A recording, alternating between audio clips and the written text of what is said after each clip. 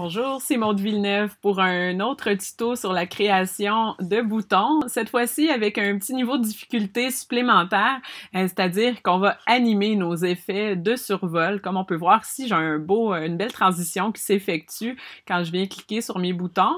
Ici, même chose, j'ai une petite animation. Là, ici, je les ai pas uniformisés, mais on voit très bien juste l'idée d'une ligne qui viendrait souligner mon élément.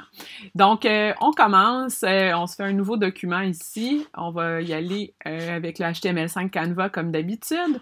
Et puis, comme on a vu dans le tuto précédent, si vous l'avez pas fait, moi, je vous encourage à écouter le tuto sur la création de boutons simples parce que je vais pas m'attarder sur tous les détails dans le cas de celui-ci. Comme ça, vous verrez vraiment les bases de la création d'un bouton. Donc, dans ce cas-ci, si je faisais, par exemple, mon bouton souligné là, avec le mot « accueil », un mot à faire toujours attention comment on l'écrit, comme il faut, bien entendu, A-C-C-U-E-I-L. Ensuite de ça, ben, je pourrais toujours décider là, d'utiliser, bon, peut-être une police un peu plus grosse pour qu'on voit bien ce qu'on fait. Et puis, par la suite, ben, je peux déjà tout de suite convertir cet élément-là en symbole bouton.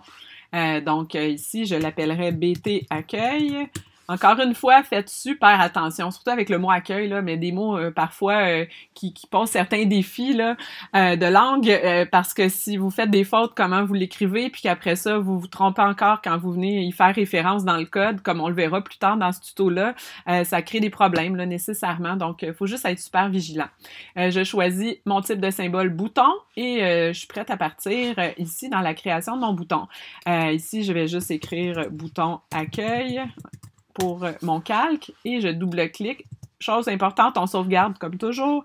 Donc, bouton animé, là. Ici, tout simplement. Je double-clique sur mon bouton que je me suis créé. Et puis là, comme on a vu dans le tuto précédent, ben, on va pouvoir déjà nommer les calques selon ce qu'on fait.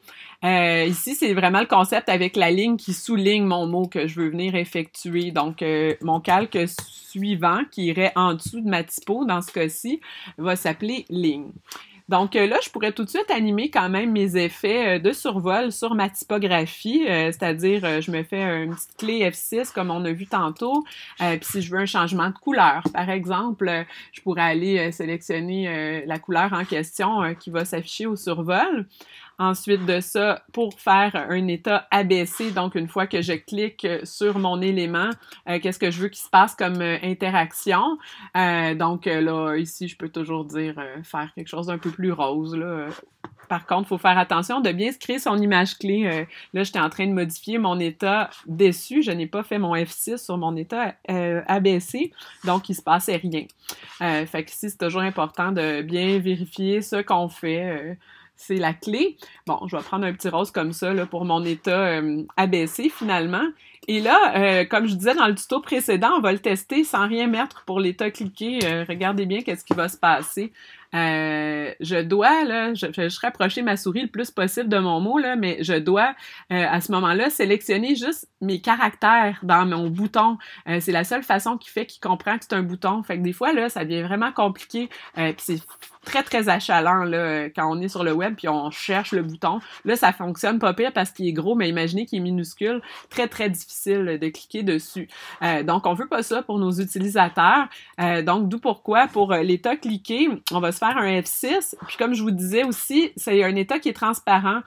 Donc là, ce que je veux ici, grosso modo, c'est juste définir ma zone qui va être cliquable. Si je fais Enter, ben là, peu importe où je me situe autour, vous voyez, j'ai toujours une belle main. Donc, c'est cliquable là, très facilement de cette manière-là. OK? Il nous reste donc à animer la ligne en question qui va être présente à notre état de survol. Donc ici, comme on peut voir, ben j'ai rien là quand je suis à mon état initial haut. C'est très correct comme ça parce que je voudrais que ma ligne apparaisse simplement au moment où je vais faire mon état de survol. Donc je me déplace ici, je fais un petit F6 pour créer mon image clé et je vais dessiner mon élément. Ici, moi, je vous conseille fortement de simplement faire un rectangle plein de la bonne couleur. Ici, de le noter, bien sûr, si vous ne le saviez pas, c'était quoi. On enlève le contour et aussi juste pour simplifier la forme. Et ensuite de ça, ben c'est ce qu'on décide de faire là, comme trait. On pourrait essayer avec l'outil trait pour cette fonction-là, mais pour être franche avec vous, je l'ai essayé quelques fois. Et puis, il y a des petits bugs des fois au niveau de l'animation. Là, ça fait pas tout à fait ce qu'on veut. Donc, faire un rectangle au lieu d'un trait, ça va nous donner plus de contrôle. Vous verrez tout à l'heure, ça va bien se passer. Donc, ici, j'ai fait ma forme. Je peux toujours tester, là, voir commande-clic, qu'est-ce qui se passe ici. Accueil, j'ai mon effet survolé très bien, ma ligne qui apparaît. Un peu trop près de mon mot à mon goût, là, je m'en rendais pas compte en étant zoomé, donc je vais corriger ça tout de suite. Et puis, il me reste à l'animer, bien entendu. C'est sûr que là, vous comprenez que si je veux pas animer mon effet, outre que ce soit un survol comme ça, je peux arrêter mon travail ici, puis c'est très correct. Par contre, si je veux vraiment faire un effet de ligne qui s'affiche, ben là, je dois passer à l'étape suivante, qui est de me créer un clip d'animation avec cette ligne-là. Fait que là, vous commencez à voir que mon bouton accueil peut contenir après ça d'autres itérations d'animation, comme là ici, il va comprendre également une animation de ligne. Donc, juste pour me comprendre dans mes choses, moi, j'aime bien reprendre le mot bouton accueil, puis après ça, juste rajouter ligne à la fin. C'est sûr que vous pourriez faire une ligne générique, sauf que si vous n'avez pas toujours la même longueur de mots, ça fera pas très beau. Il faut un petit peu toutes les faire de façon personnalisée là, dans ce cas-ci. Et puis, il faut également porter grande attention à ce que vous faites bien un symbole clip et non un bouton. Ça va vous occasionner des problèmes plus tard là, si vous le faites en bouton. Donc, faites vraiment attention à cette étape-ci. Ça va être plus simple comme ça. Donc, ici, il me reste à l'animer. Et puis, je dois bien sûr me rendre à son niveau d'isolation pour le bouton accueil ligne. Donc là, on regarde en haut, je suis dans ma séquence 1, dans mon bouton d'accueil et là, dans mon bouton de accueil ligne. Si je veux que cette ligne-là prenne, exemple, 20 frames là, à s'afficher, je me positionne à l'endroit souhaité et là, je vais faire un petit F6 pour garder sa présence jusque-là.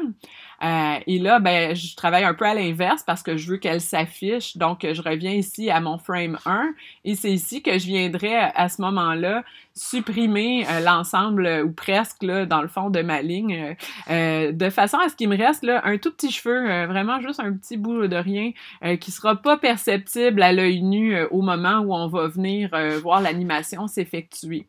Et puis là, ben, on voit étape 1, étape 2. Je dois faire mon interpolation à ce moment-ci et c'est une interpolation de forme. Donc, clic droit en plein milieu. Puis là, ben, vous voyez ma petite ligne qui se dessine très bien de cette façon-là. On peut très bien tester qu'est-ce qui va se passer une fois que je suis dans mon navigateur. Là, on le voit, ma ligne s'anime, c'est très joli, sauf que c'est en boucle. C'est pas nécessairement ça que je veux. C'est sûr qu'on pourrait choisir un concept là qui se passe plein de choses là époustouflantes qui flashent puis tout ça, mais là, si je veux qu'elle s'affiche simplement une fois puis qu'elle arrête après, je dois quand même venir faire une intervention supplémentaire. Donc ici, la méthode que moi je vous recommande, c'est à ce moment-là, à la toute fin de l'animation, on va s'introduire tout de suite aux notions de code un petit peu dans le logiciel, c'est-à-dire que là, je me positionne sur son état final, dans le fond, sur mon 20e frame, comme c'est le cas ici, et on va aller chercher le panneau Action. Donc, dans Fenêtre, Action, ici, ça va vous ouvrir la fenêtre ici où est-ce qu'on va pouvoir venir indiquer un code. Dans le fond, je veux lui dire « Arrête ». Une fois que tu as joué une fois, c'est suffisant. Donc, on va y ajouter la fonction « Stop » en JavaScript. Donc, on va aller utiliser les actions prédéfinies. Ici, j'avais un bouton à droite, là, j'ai passé vite, mais il faut cliquer ici. Puis ensuite de ça, ben, on va aller tout simplement choisir parmi les actions préformatées le « Stop », tout simplement. On porte attention au bouton suivant. Qu'est-ce qu'on veut qui s'arrête? C'est cette timeline-là, cette ligne du temps-là. Donc, ici, je le choisis et je fais suivant. Quand est-ce que je veux que ça arrête, dans le fond? Ben, dans cette frame-là, c'est ce que je veux lui dire. Donc, je sélectionne ça ici. À noter plus tard, je vous montrerai comment qu'au moment je voudrais cliquer sur mon bouton pour qu'il se passe quelque chose, ben là, on aura bien sûr recours aux autres fonctions. Donc, un petit code tout simple qui va faire toute la différence. Donc, on sauvegarde. Un petit commande S avant d'effectuer un aperçu, c'est toujours gagnant. Ça, je vous le dis.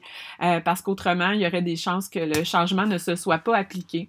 Donc ici, effectivement, ma ligne s'affiche, puis elle recommence à chaque moment où je vais survoler ce bouton-là.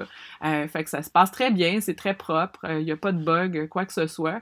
Donc vraiment, ensuite de ça, avec cette belle base-là, je pourrais ensuite de ça dupliquer mon bouton, puis le renommer selon les besoins, et bien sûr, ajuster la ligne en conséquence pour être sûr que tout ça soit très joli. C'est pour ça aussi que je vous conseille toujours de commencer par le mot le plus long. Ça va être plus facile pour vous après ça de changer juste la ligne, de la recouper, que d'avoir en créé une nouvelle, d'être sûr qu'elle est bien alignée, etc., etc. Donc, voici pour ce tuto de boutons animés, en espérant que vous allez faire des belles choses avec ça. Je pense que ça peut apporter un grand raffinement dans le cadre d'un projet web, puis c'est très personnalisable là, selon le look que vous voulez donner à votre site. Donc, je vous remercie. À plus tard. Au revoir.